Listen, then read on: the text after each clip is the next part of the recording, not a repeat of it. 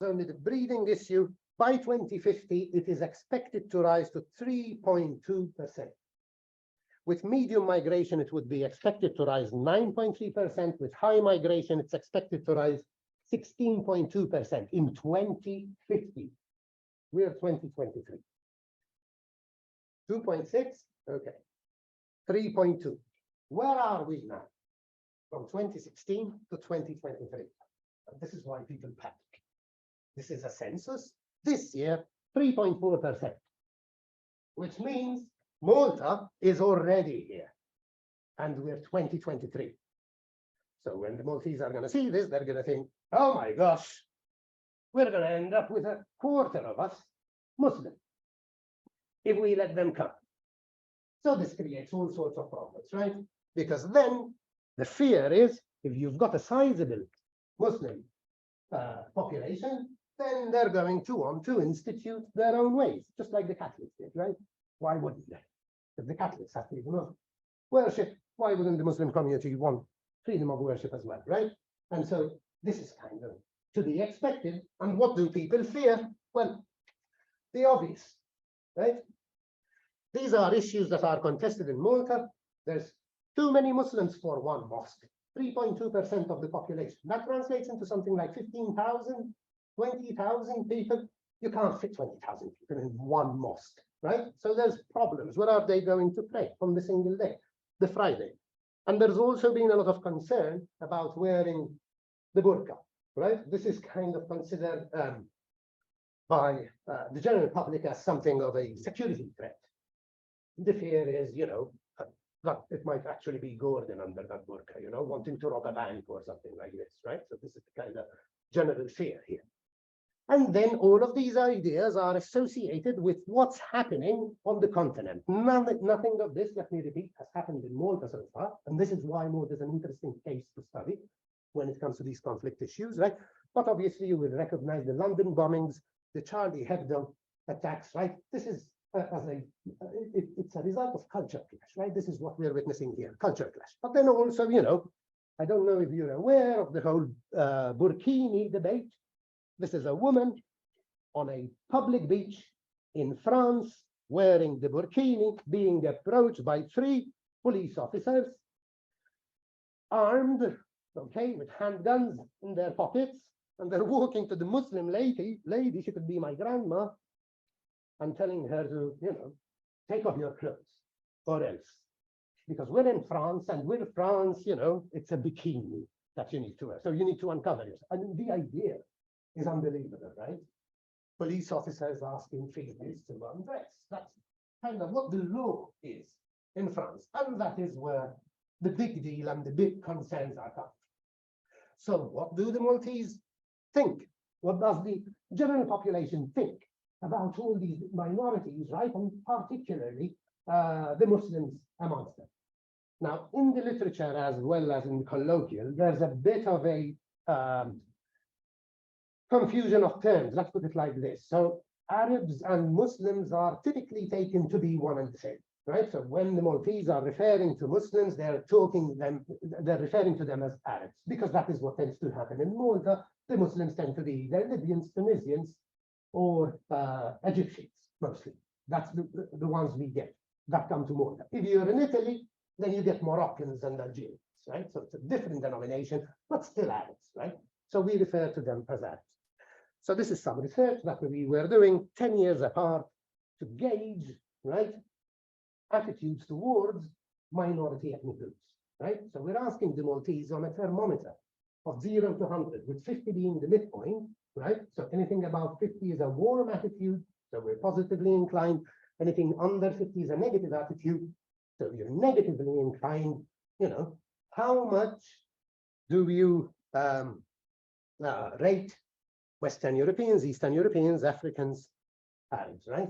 And so in both situations, right, the Arabs fall below the 15 midpoint.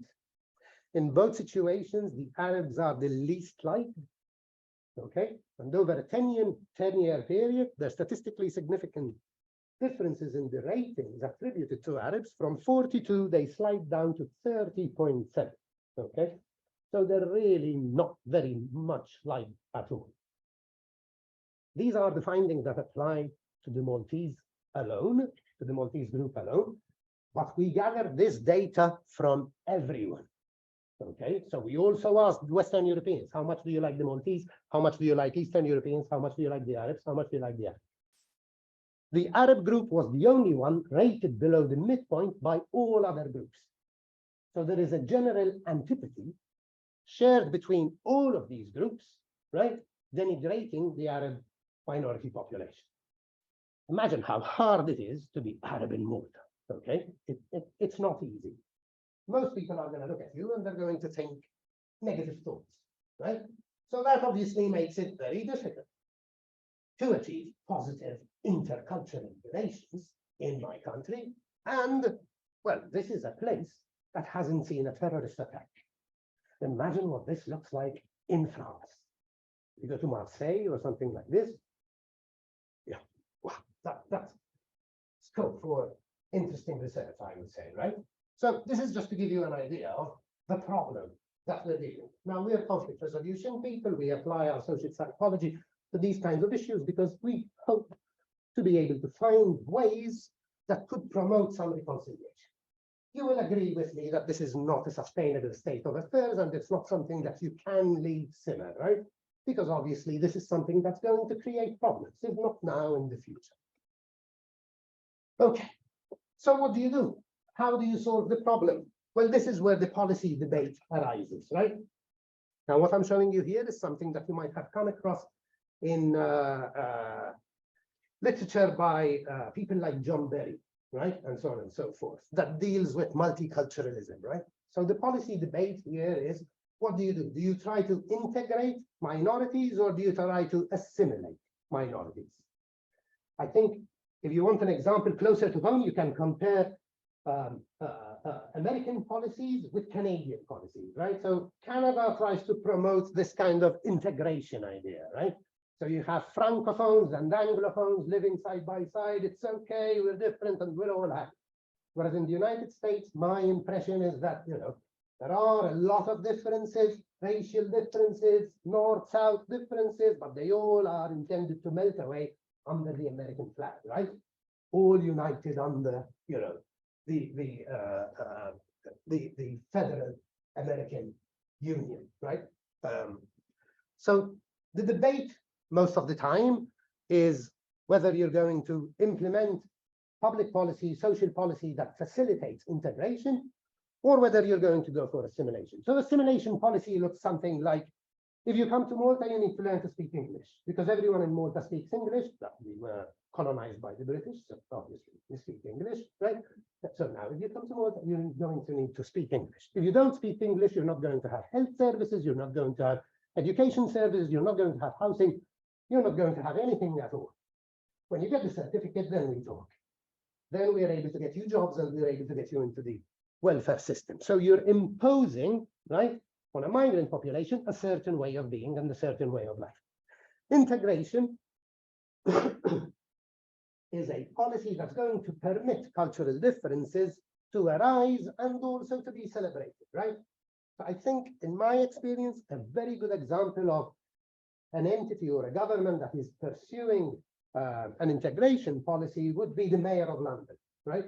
There's so many different nationalities and ethnic groups in London, and all of them are celebrating their own activities and their own feasts and so on and so forth. So in the same city, you get Chinatown, and you go into Chinatown and you're lost because everything's in Mandarin, and there's not even translations, right? So you can't read the menu, that's it. Outside of Chinatown, the menu is translated in English, but not in Chinatown. So that's, right, one example where you get Maltese feasts on the London streets, right? So people are carrying statues of some Catholic saint or something like this and playing the band in Westminster Avenue, and the streets are closed because the Maltese community there is celebrating its own thing. And then you get the Caribbeans doing, you know, their own carnival in Notting Hill. So everyone's got space to be who they are. And nobody is denigrated for who they are. So this is the big policy debate. What are we going to do about it? Which one are we going to choose? There's also other types. The distinction here has to do with the extent to which you maintain your cultural heritage, right? With assimilation, you don't maintain it. With integration, you do. But also the extent to which you promote relationships between different groups. In some countries, for instance, migrants are left off to fend for themselves. They're given quarters away from where the mainstream population lives, and then you get ghettos, right? So that would be a separation strategy. And in other countries, migrant populations are broken down and segmented and spread over a geographical space so that they don't form communities, and that would be an individualism strategy. So there's different types of policy that governments can implement to foster particular types of intergroup relations. We could think about, international situations here or intercultural situations, right? It doesn't only apply to the Muslim courts, right? It's how we're going to deal with difference. This is essentially what we're talking about, right? Now, a lot of research undertaken on these intercultural issues has demonstrated that integration provides the best possible outcomes. And I'll tell you why. It's because of this. The social capital that is promoted with an integration strategy, okay? Now, social capital refers to the bonds that people forge between them, right? And the resources that they have at their disposal by virtue of knowing people, right? So I don't know, imagine a situation where, you're driving your car and something happens and you get a puncture and you realize that you don't know how to change the puncture. What do you do? And, if your family is around, you call your brother or you call your father, I've got a puncture, what am I going to do? Okay, I'll be there in half an hour and help you change it. But if you're a migrant on your own, then the family isn't there, you can't call them, right? So what do? You can promote intra-community ties by letting people form communities and promoting communities. So yes, the migrant, the refugee might not have their immediate family around, but they do know other Syrians and they do know other Libyans, right? And so they're able to call on help if needed. And then there's bridging social capital, which is inter-community ties. So yes, you're a refugee, but now you're integrated with the Maltese workforce. And yes, you can't call your father or your mother to come help you fix the puncture, but you can call a colleague from work. And integration is the only strategy that promotes both. The other strategies either provide none or bridging or bonding exclusively. So integration, if we can get integration, anywhere integration has been successfully implemented, migrants fare better, as do hosts, because there's more resources available for everyone, right? So yeah, integration is the idea. And a lot of academics have been calling for integration for a very long time. But what does it mean? What do people understand when they say integration, right? What do people on the streets understand when they say integration? We can be technical and we can be theoretical here, and we can, get into the nitty-gritty detail of the definitions that we provide and so on and so forth. But people understand different things, particularly on the streets where they haven't been studying these kinds of concepts rooted in the literature, and so they'll go about talking about integration and they agree with government or not over whether we should or shouldn't implement integration. Mind you, it might not be an accurate understanding of integration, but they have one vote just like I do. And if there's a politician who's claiming that we should be doing integration, but the public doesn't like it, well, what they'll do is they won't vote for that politician. They will vote for a politician who promises the opposite, right? And then we don't have any integration at all. Or we have assimilation going by a different name, right? So I would argue it is important to understand the relative meanings of something like integration if we're wanting to promote it, right? Because if we're trying to sell this with people out on the streets, with schools, with employers, and so on and so forth, then we need to understand what we're talking about, right? And this is where we kind of pick the baton on the study. I want to highlight one detail here. Integration, to me, is this, the boundary object. Okay, I don't have a qualification in graphic design. This could be made so much better, right? If someone had the right skills. But yeah, rudimentary, but you'll get the idea. The point here is there's an object, an entity, something that we're contesting. We're contesting integration. I'm giving an example here with 3 different groups that have their own understandings of what integration is or might be. The groups are different sizes because the populations are different. But what group 1 understands by integration is different from what group 2 understands by integration, is different from what group 3 understands by integration. Let me give you a quick example, something that affects you Americans and also in my country, right? Recreational marijuana, right? Recreational cannabis. We've got 3 groups in Malta thinking about recreational cannabis.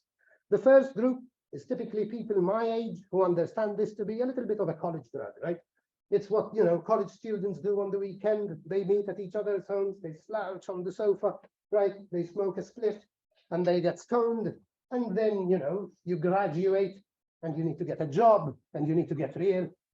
And so you don't have time for that and you leave it behind, right? So that's one group. We've got a second group that goes, no, man, that's it's not something that you do for fun anymore, right? Cannabis is actually a medicine. You buy it from the pharmacy because you might have conditions that you want to treat. And so people like me will go, oh, seriously, right? Because I'm looking at it from this perspective, right? And then there's other people who'll say, really, guys, you can't do marijuana at all, medical or recreational, because you do cannabis on the Saturday and by Monday you're a junkie. So, you know, you need to cut this short. So what I'm trying to tell you is, we're talking about the same plant, we're talking about the same substance, we're talking about the same thing, but people have different understandings of it. Now, this is a little bit of a trivial and silly example, but think Ukraine, right? I would argue 3 different groups. You've got one group saying Ukraine are the traitors to the Soviet cause. They used to be part of the Soviet Union, a crucial part of the Soviet Union, and look at them now. They're trying to join Europe. Traitors, right? You've got another group that argues, well, Europe, right? Ukrainians are Europeans. So if we need to split it down the middle, like we did with Cyprus, and say this part is Europe and this part is not Europe, well, then that's what needs to happen, because there's a huge population in Ukraine that wants to be European, and they should be able to be European. And then there's another group that goes, well, Ukraine is Ukraine. It's a country with self-determination. There is no distinction between European or Russian or Soviet or anything of that sort. Ukraine is Ukraine, and the whole of it will need to be incorporated into the Ukrainian national identity, right? And of course, what we're seeing right now is a war over these kinds of conceptions of Ukraine, right? Because some group will not swallow what the other group is proposing, right? So this is the crucial thing. A crucial thing to understand, that the meanings that we're debating are relative to the groups that have espoused them, that have adopted them, those kinds of meanings. And this is what people are doing battle over, right? So anytime, I would argue, we're faced with this situation, what we need to do is we need to break things down. If you've got 3 different understandings of integration, 3 different understandings of a conflict, well, what do you do? How do you study it? How are you going to reconcile them if you don't know what this meaning is? If you don't quite understand it? What you're going to try to do then is social influence. You're not going to dialogue, you're going to try to impose your own view on others. Then you're going to become an agent of one single system, one single social representation. And then you're going to go into the intercultural encounter and see it as an opportunity to impose your view on others. You're going to see it as an opportunity to persuade. They're wrong, I'm right, and so the only way this is going to be resolved is if I educate you, I correct your ignorance, and then you will come to agree with me that I am right. If you take that approach, all you're doing is you're fueling the conflict. It's not going to work because you don't understand why these people are looking at it in a different way. And so my argument is this: the first point of call for a conflict resolution practitioner is immersion in the different groups, to try to understand how the different groups, different cultures, different nations are conceiving of the common concern. And so step 1 in our study, in the methodology that I'm talking about, is to get into these groups and ask people, what do you make of this? And this is what we did. Now I'm going to explain the method, and then I'll show you the findings from the method, right? What we did was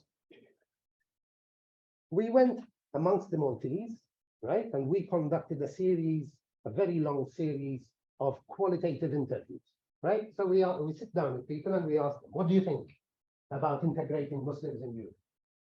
And so, of course, amongst the Maltese, you're going to get a whole range of responses, right? Some of them are going to say, yes, that's a good idea. We've never had any problems. Some of them are going to say, no, this is going to cause problems for my children further down the line. And so you get a diversity of responses and a diversity of justifications for those responses. But you want to gather that data because you want to understand. In the second step, we needed to immerse with the Muslim community. So we got researchers, we trained them in Arabic, right? We established relations with the stakeholders, we visited the Imam, we immersed, we spent time, guided by ethnographic procedures, right? Going into the community, spending time, talking to people, and once you build that faith, right? And people are trusting you and they're telling you what they're thinking without fear because they know that you mean well, then you gather the responses from the minority community as well. And so what we did is we went with the Arab community, with the Muslim community, and we asked them, what do you think about integration? And once again, we got a whole lot of diversity of responses. Some said, it's fantastic. This is exactly what we want. This is, we're glad that the Maltese government is pursuing this because it works really well for us. Some others told us, no, this is a bad idea, and the Maltese need to realize the error of their own ways because they're going downhill. And, what the Muslim community needs to do is save the Maltese from themselves. So you get a lot of disparity, a lot of diversity of opinions any time you're going into a community. But this is exactly what we're looking for, right? This diversity. And so in a second step after we gather the data, we're going to analyze that qualitative data using a particular technique called argumentation analysis. Now, any of you who have trained in qualitative methods would typically be familiar with things like thematic analysis or something like this, right? Where you're highlighting and coding and doing this kind of stuff to try to put everything together. What we're trying to do here is we're trying to understand the arguments that are going to justify particular positions about integration. And so we're going to break down those positions into their subcomponents, which I'm going to show you now. So this is step one, gathering that qualitative data to have a genuinely deep understanding of what the different communities understand by the same object that we are debating. So let me give you an example, right? You get into a situation where the same claim, the same point, the same idea is being justified and supported across the intergroup divide. What you see here is the argumentation structure for the Maltese. What you see here is the argumentation structure for the Arab community. This claim came up both in the Maltese sample and in the Arab sample. So there's Arabs and Maltese that agree that the Maltese and Arabs can definitely get along whilst fully keeping their cultural and religious differences. But the way that the Maltese are going to justify this claim and understand it and make sense of it is going to be different from the way the Arabs are making sense of it. According to the Maltese, this is justified because we never had problems with Arabs and Arabs are okay and pleasant to deal with. According to the Arabs, this is justified because integration is the only option and the Maltese are kind-hearted and welcome, right? So the same claim can resonate across the intergroup divide. So this is exactly where we want to go, right? We want to identify these claims. We want to see what range there is from positive to negative, because this is the ladder that we're going to build across the intergroup divide. Now, this is a positive claim. We also have negative ones. Let me show you a negative one. Arabic Islamic culture and Maltese Christian culture are too contrasting for us to get along. Okay, some people told us this. The Maltese argued that Arabs who hold strong Muslim views integrate less. Difficulties boil down to Islam. The Arabs said Islamic Arabic culture hinders integration. Religion makes the Arabs stick out as compared to other minorities. So some Arabs are justifying non-integrationist views as well as some Maltese. So even a non-integrationist view can resonate across the divide. So what you do is you end up with a whole list of them that you then thematically analyze, and you end up with a scale, right? The scale goes from pro-integration to anti-integration, highly pro to highly anti. We're coding each statement, giving it a value from +6 to -6. The most pro-integrationist item says the Maltese and Arabs can definitely get along whilst keeping their cultural and religious differences. Living together is beneficial. Work your way down. As a minimum, there should be no discrimination between the Maltese and Arabs, or cultural contact between the Maltese and Arabs can be good in some respects. Those are the neutral claims, right? You can go further down. It would definitely be better if the Maltese and Arabs avoid dealing with each other altogether. Racism between the Maltese and Arabs makes sense. So some people are highly anti-integration, and you find them in both groups. The question is the prevalence, right? When you get to this point. How many agree with this? How many agree with this? How many agree with this? Because we know that there's diversity, and there's nothing you can do about diversity. You can't get all of the same or different people to think alike. That is impossible. You're going to have a range of opinions, right? But what you want to do is manage that range. So this is the idea. So the next part of this method, so you start by immersing in the community. Step 2, you get a data about the object. Step 3, you look at the diversity, right? So that you can identify the ones that resonate across the intercultural divide, and then you're scaling them. We did an expert scaling exercise. These are all methodological procedures that you can read in your own time, right? But it's not rocket science. It's just labor intensive, right? So it takes a while to do this kind of stuff, but then you do it, you get it, and then you administer it in a survey, right? You give it to the Maltese population, and you give them all of these options, and you ask them to rate each one on a scale of 1 to 5. So you get them to process the item cognitively, and then you ask them which one comes closest to your view. And then they'll check the one that comes closest to their view. And then you get an idea of the prevalence, right? Where does the majority sit? And you get an idea whether it's plus or minus, right? Pro-integration, anti-integration. What we also did, that was, I think, very interesting, we didn't only ask the Maltese and the Arabs. So 2 surveys, okay? We have to then go to the Arab community and do a survey, aside from the qualitative interviews. But we didn't only ask them what they thought about this. Crucially, we asked them, okay, what do you think the Arabs think about this? And then we asked the Arabs, what do you think the Maltese think about this? So we're getting meta-perception, right? Or meta-cognition. But it's essentially not only what you think, but what you think the other is thinking. And this is very interesting. Findings of this component, I would argue, are very revealing. And this is how I think one could really aspire to bridge intergroup and intercultural divides. Let me show you what the findings look like, and then I'll discuss the implications. So this is the Maltese views on integration and the Arab views on integration, right? Now, as you can see, in both groups, there is more pro-integrationist sentiment, right?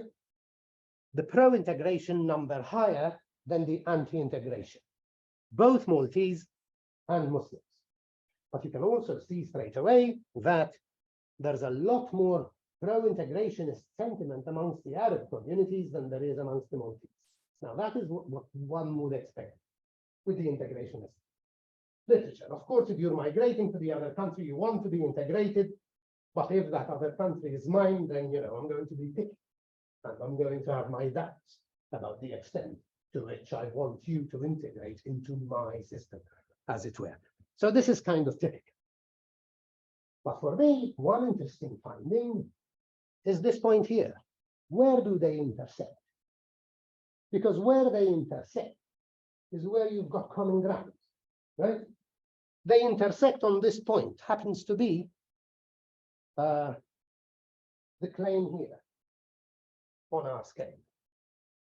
As a minimum, there should be no discrimination, regardless. What this means is, if I was a politician and I'm going out there and I'm going to tell my Maltese constituency, as a minimum, there should be no discrimination, then most are going to go, yeah.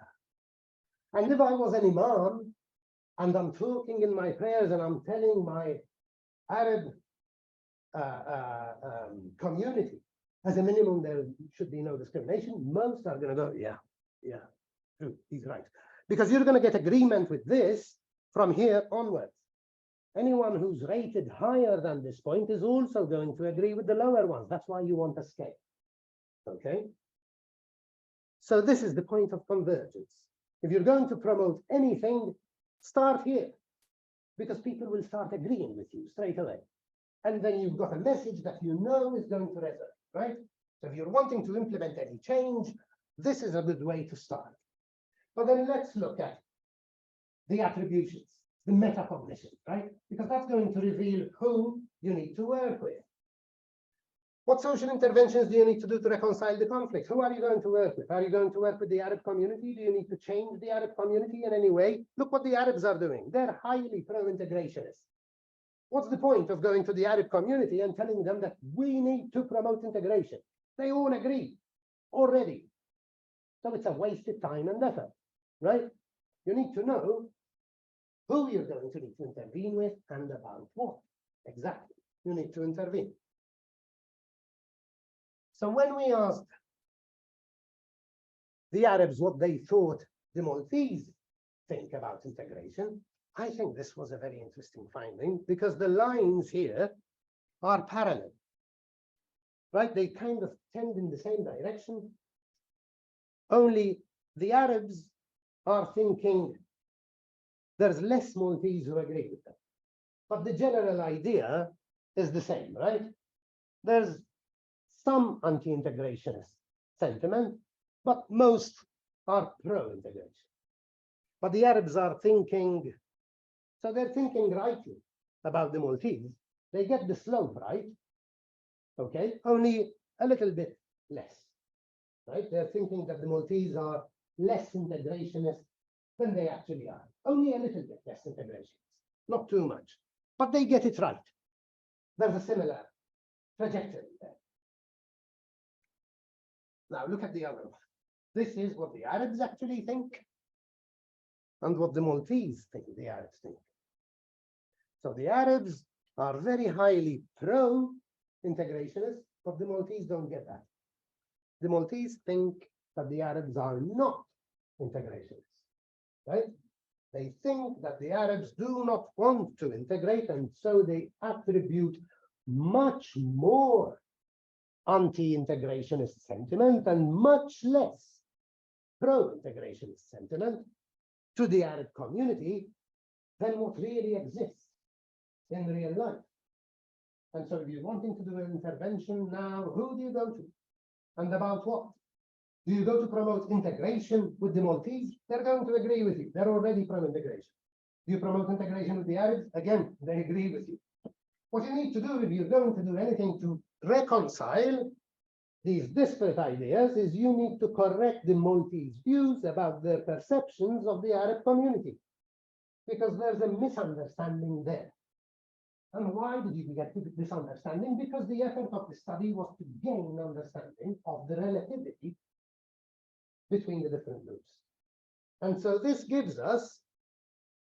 method gives us a location for intervention. And that is why I think it's useful, and that is why I came to present it to you today.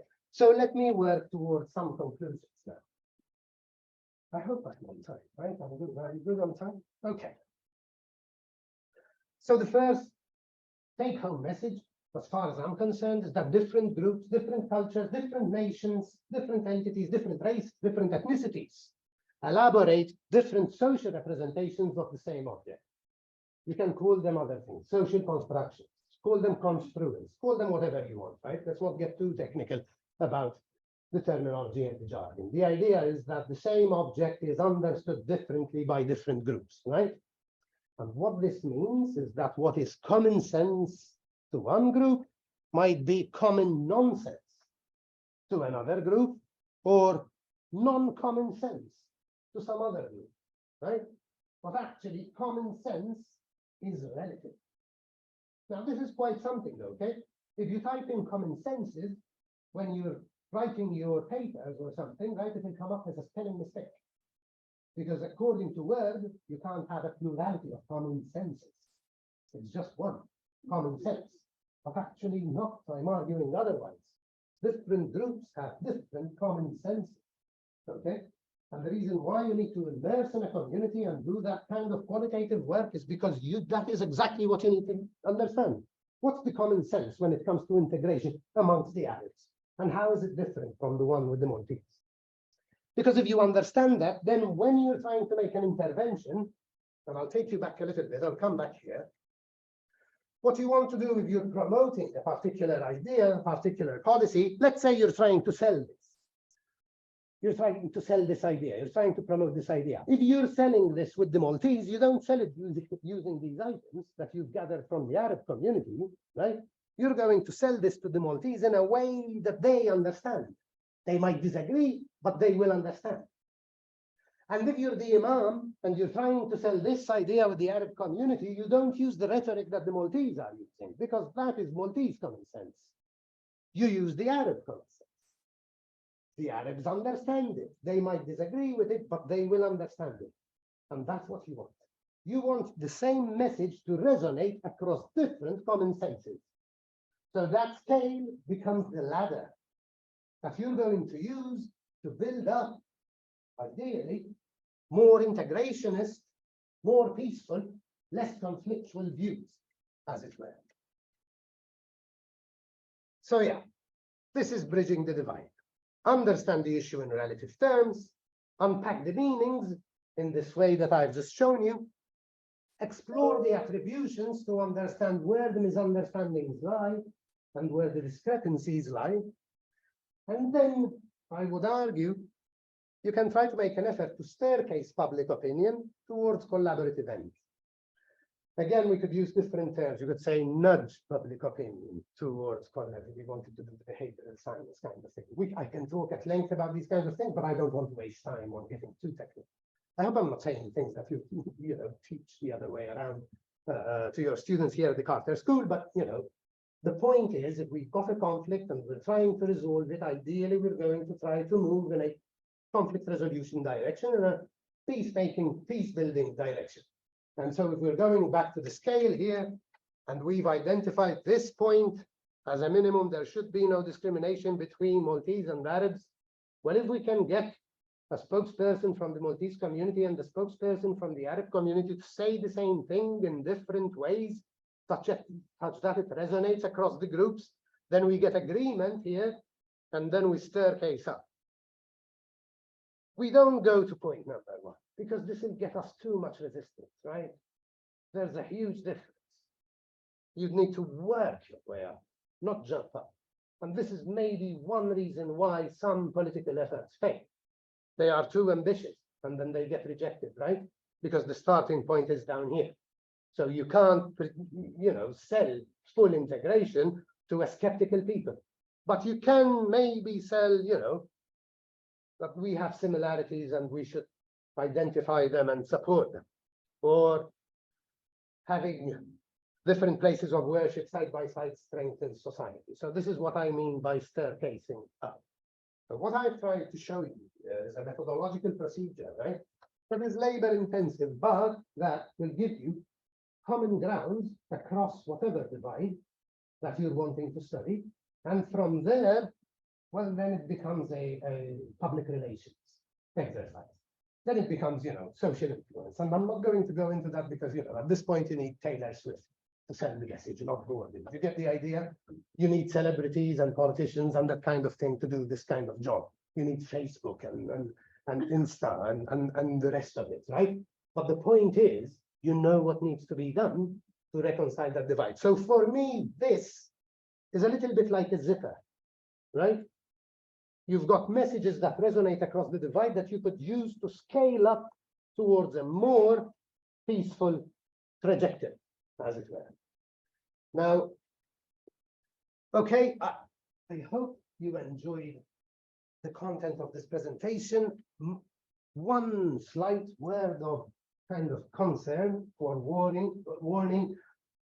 I'm talking to colleagues here. The danger of this is that you could also staircase down. So you need to be very sensitive as academics. This is a little bit like inventing the Kalashnikov. It could be used for terrorism and it could be used for defense. You see what I mean? You could go from here and work towards more conflicting ends. But I haven't come across a better tool, and yeah, I think at the end of it, peace is a choice, isn't it? And it's a kind of a decision that one makes, and you take a stand about which side you're going to err. If you're going to err on the side of conflict, then you can expect, to breed more conflict. If you're going to err on the side of peace, you're going to have to accept that some people won't get it, and that there's something to be lost, and that some groups are going to take advantage of the situation somehow, but peace might be worth that cost, because it might still be better than the alternative of full and outright conflict. So if you're happy to err on the side of peace, then maybe this is one way we can work towards it. And yeah, thank you very much for your attention. That's the end of my presentation. Thank you. Thank you very much. I will not take a lot of time with my comments, but I want you to ask questions, but I will unite comments and questions together. I will try to. So first of all, it's very interesting because your crossing point was about discrimination. And what we know from social psychology and cognitive psychology is that there is a clear, very strong opposition or even complete misrepresentation between one of the approach, which show we need to improve relations, we need to bring people together and they can feel together, and which is more prejudice reduction, right, approach.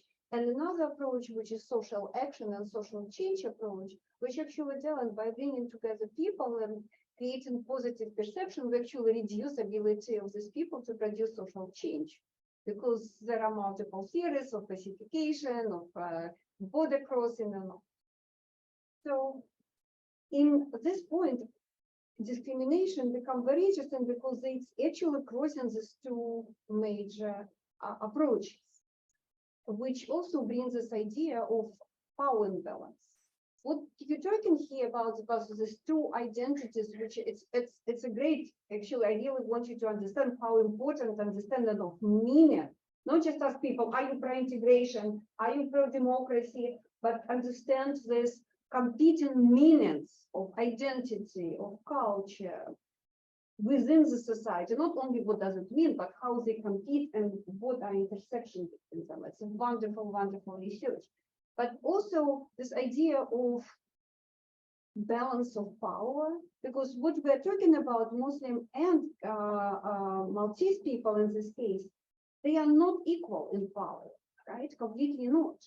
So, and we know again from multiple literature that majorities tend to promote assimilation and positive relations and want to put under the carpet any discussion of discrimination, any discussion of power imbalance, right, exclusion, while minorities actually tend to promote exactly, they want to bring the situation of injustices, but do not want to actually speak about this positive relation and injustices addressed.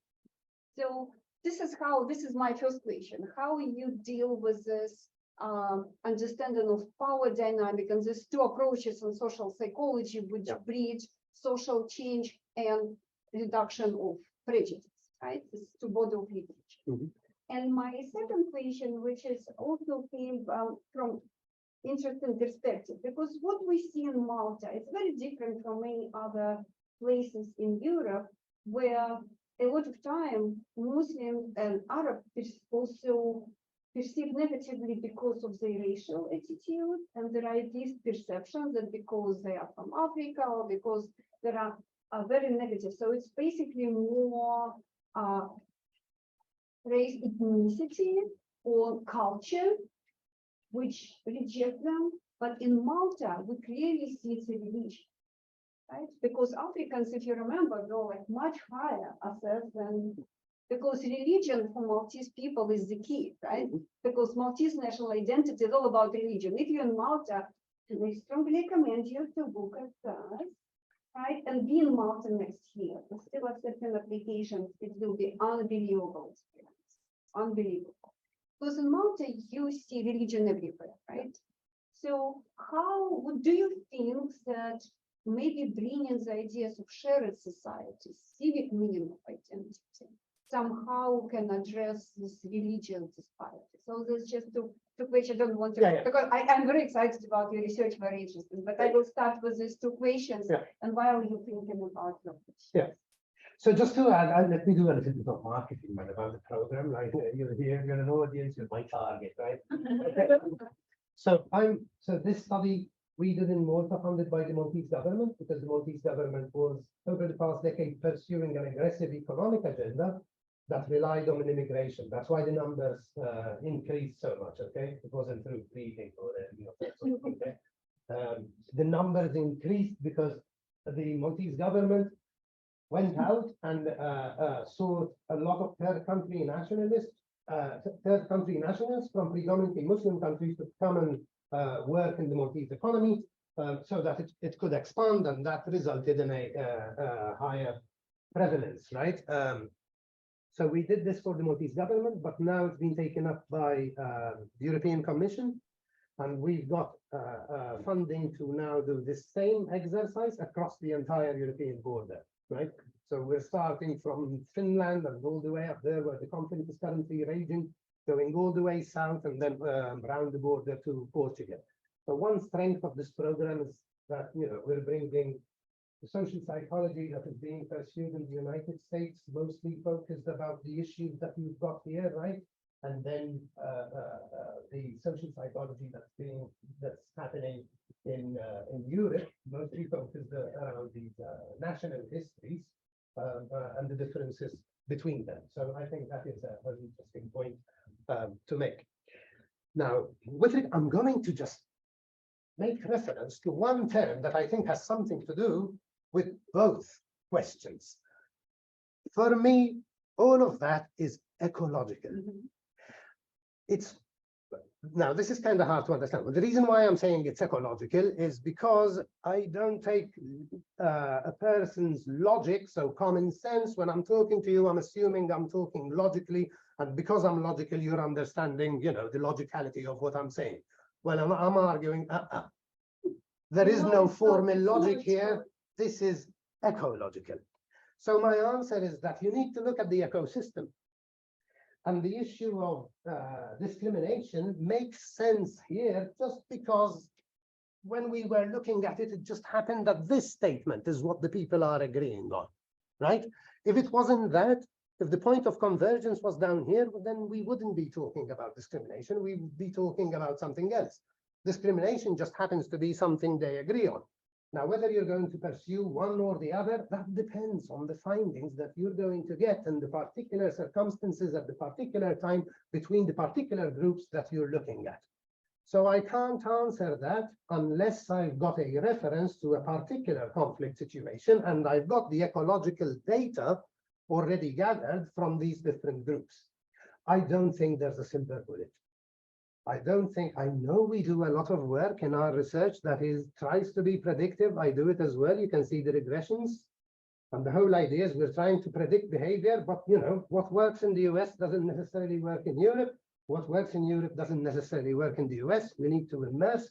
We need to find what works for the particular conflict at a particular time for a particular people. If we do that and we're sensitive to the contextual dynamics that are happening in that particular locale, well, then what we're going to promote stands to resonate.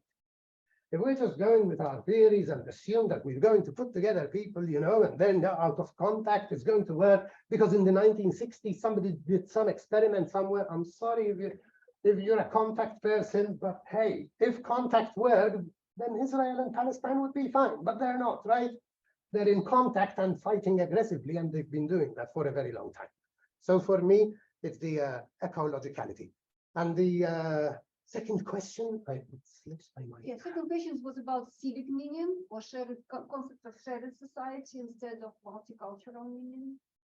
I'm not sure I get that. Okay, so if we speak about national identity, right, there are, again, I'm identity, Yeah. the identity person. So we speak about ethnic, when predominant meaning of identity is dominance on one Oh yes, the religion. right? Yeah. National, ethnic, multicultural or multi-religious identity, where we speak about integration, maintaining dual Yeah. identity, or when one identity is important and another one is still maintained, right? You have to both national and religious or national and ethnic. I know you're laughing about the identity. That was in my class.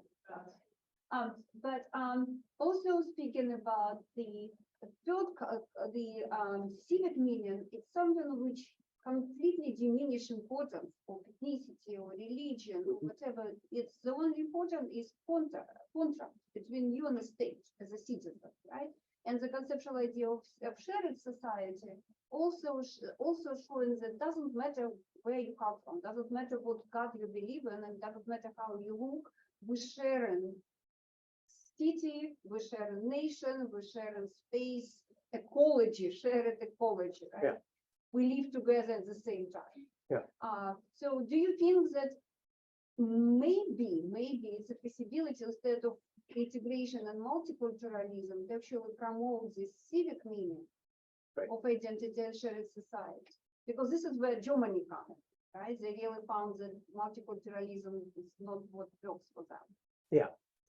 Again, that's why I thought ecologicalism is probably But the similar, answer. yeah, that's Because similar. the way I'd approach that is, well, let's immerse in the particular context, and then we find what distinctions people are using actually, because they might not be using the same distinctions that have currency in another context. Mhm. So about the Arabs, right?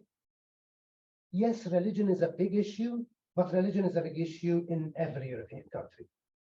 So what we found when we did a literature review is we found that there were a lot of correspondences about how people were talking about Muslims that were being confounded with national identities. So people talk Muslim and they refer to Muslim when what they mean really is Arabs, right? And sometimes they mean Arabs and they refer to them as Muslims. So there is this confounding. But then what we also found was that there's a general social representation of the Arab/Muslim that has currency across Europe. And what happens is the Italians are talking about the Moroccans in their countries, and the Spaniards are talking about the Moroccans, and the Italians about the Tunisians, and the Maltese are talking about the Libyans, and the Greeks are talking about the Egyptians, and they're assuming they're all the same. Because they're saying, they're Arabs, they're Muslims. And what we found was that in the response to the Charlie Hebdo attacks, for instance, some people were making some claims about Algerians, and then the Maltese pick up that rhetoric and they start using it relative to the Libyans. And then in Greece, they start using it relative to the others. So that the social representation becomes shared, even though it is talking about different things and different entities. Now, what do you promote? Do you go and focus on national identity? Do you go and focus on religious identity? Do you go and focus on civic identity, cosmopolitan identities, and so on and so forth? I would say you need to get into the field first, and you need to find out how a society is carving itself up. Because in some societies, those distinctions just make no sense at all. In some societies, I don't know, I'll give an example. That's a trivial example that won't affect anyone. But if you go to the UK, the impression, the first thing that kicks in is class. And in most European countries, you don't find people segmenting society in terms of class very strictly, very rigid, right? But in the UK, the moment you speak, bam, they get your accent. They know which part of the UK your accent comes from, and particularly which class. So the moment you speak, they know whether you're from one party or another, whether you're from the northeast or the southwest, and so on and so forth, and that you're likely to be upper middle class or upper working class, and so on and so forth. And they will divide and tailor their interactions accordingly. But come to Malta, and that loses all value whatsoever. Because we don't carve ourselves. You still have this pro-British and Oh, yes, the colonial Italian, influences, yeah, yes. yes. So you do find, but what I'm trying to say here is that those kinds of decisions are best made after immersion in the particular context. Because on the one hand, all conflicts are the same, but on the other hand, every conflict is different from every other. And I think that is the kind of sensitivity that as conflict practitioners we need to develop, right? You need to approach it with some understanding because in a sense, it's just another conflict, as it were, and there's things to learn from every other conflict. But if you go in thinking you know everything about it and you're not sensitive to the nuances of the particular conflict at a particular point in time and what's led to it and how do we fix it now, regardless of everything else that's happened or everything else that will follow, well, then, you know, you're probably going to fail. So it's that balance that I think needs to be managed. Thank you very much. We have 10 minutes, so please, if you have questions, let's take several questions at a time. So I actually find this such a fascinating approach to conflict, and just I'm trying to survey essentially how we're going to, or how you would, in a way, kind of go through that surveying process. So part of my question, it's two parts. So for the first one is how long did this essentially for you to gather the research to put it all together? How long did that take for you? So Let me take one more Okay. question because I just want to manage the time. Yeah, so I did the program last year, so thank you. This was very interesting because that was one of my main questions when I left, like, or just being out there, like, Malta is obviously very close to the Arab world and, you know, the history, language, and everything. So I was very interested in that. So I wanted to ask, you know, how do you feel like, I guess, like some of the narratives have essentially shaped like these perceptions about like Muslims and people like that in Malta, like particularly after you know, after Malta joined the EU in 2004, and you know how that has affected like did things come more to the surface after? So I just wanted to get a little more explanation. Okay. Do we have one more question? Yes. I'm going to forget them. Okay, let's back up to and back. Yeah. Okay, so time. The short answer is it depends on the funding you've got available, how big the team is, and so on and so forth. But realistically, you do need to go through a different process, and that's going to take time. This we were working on for something like 3 years. So the funding was for 3 years. We started and finished in that time, but that is only in one country with 2 communities. Now the funding we've got is for another 3 years, but that's going to be across 17 different countries. But it's a much bigger team and it's a much bigger ground. It takes time. It needs to take the time it needs to take. It's laborious. I find that to be so fascinating because one of the like key things about it when you were talking about the ecological aspects of this, which is I feel like probably that fundamental piece that ties literally everything together. Yeah. When you take a step back and you're taking this as my eyes look at it as like a template, if you will, especially taking it and moving it to other countries, other different positions and situations. How do you find looking at the ecological spaces in these other different countries compared to Malta and trying to break down those for those conflicts? And I know that's such a broad way, but you say, well, use Finland, for example. You're looking at Finland and you're like, you're taking on one of those conflicts. How does that process look to you? Like, how is that? It's not going to be any different from the work we've done. There's just one complication to what we've done so far. Here we use 2 groups. So when you're doing, when you're doing multiple regression or, scaling exercise to identify the items that converge across the 2 groups, if it's just 2 groups, then it's easily done. As it were. You might have 20 claims from one group, 10 from the other, 5 open. But if you've got 25 different groups, how many items do you actually have that are going to resonate across the 25 different ethnicities? That is not something that I've got an answer to now. I might be able to answer it in 3 years. It is a challenge. But my answer is you can only work with the reality you've got. If you've got a situation where, one community cannot talk to another community, then you might need one that intervenes. So, yeah, it might be harder than the situation here. That doesn't nullify the effort. It just makes it a bigger challenge. It does, just to tell you, like when I was doing research in Ukraine, I found 5 competing methods for Ukraine, which is actually still 8, 9 years later, is still used in use right now. So to identify these groups where you can create some Yeah. dialogic Yeah. development. I think the larger the number of groups, the smaller the set of claims that are going to resonate across the intergroup divide. So you're working with a more limited sample then, and there's less room for maneuver because every little thing is going to irate some. But you will have to work with what you've got. If that's what the reality is, this conflict is never going to be, right? So you just find how messy the situation is and then take the first step to make it a little bit less messy, and you keep going from there. That's why I said snare case, right? A little bit like doing that one step at a time. You can't rush or run. It's kind of what it is. Well, about the question regarding Malta and the European Union, actually it was very interesting, right? So initially we started getting all of this rhetoric from France, mostly, okay? In France, the issue, it's a colonial issue. They make it sound like it's a religious issue, but it has to do with the whole French idea of laicite and secularism and what they're trying to impose as a way of life on everyone, and religion gets in the way of that. So initially we started thinking that, okay, now that Charlie Hebdo happened, we can expect the same to happen in Valletta. And then it didn't. And then I think there was a bit of a sentiment where the Maltese were saying, hey, guys, listen, you don't have to fight. We can kind of show you how to get along, because we've been getting along and we've been trading with each other and doing all of this for a very long time, and we're not fighting the thing.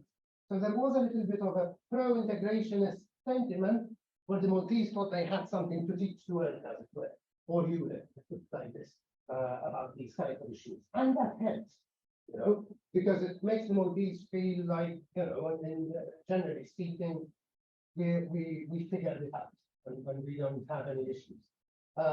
So maybe in Malta, the challenge is smaller than it is in France, because in France, you've got politics and colonial influences that are going to get in the way. But that is why you need an ecological effort. You can't take this and transpose it to France and expect to do the same kind of thing and send the same kinds of messages by the same kinds of people to a different group. You're going to have to start from scratch. And if you want to deal with the conflict in France, you're going to have to do it by paying attention to the French situation and the whole history of France, which is very different from the history of Malta. So yeah, that's my kind of answer. I don't know if it answers the question. Yeah, I mean, yeah, like you explained how France helped, France kind of shaped Malta's perception, but also more like the actual idea of narratives and things like that, like Yeah. that were passed on. Like, do you think that like these perceptions that are in Malta come from narratives that have been passed on from like these other countries in the EU, I guess, after Malta joined? So some of them, there's definitely a case of appropriating elements of the narrative that apply elsewhere, okay?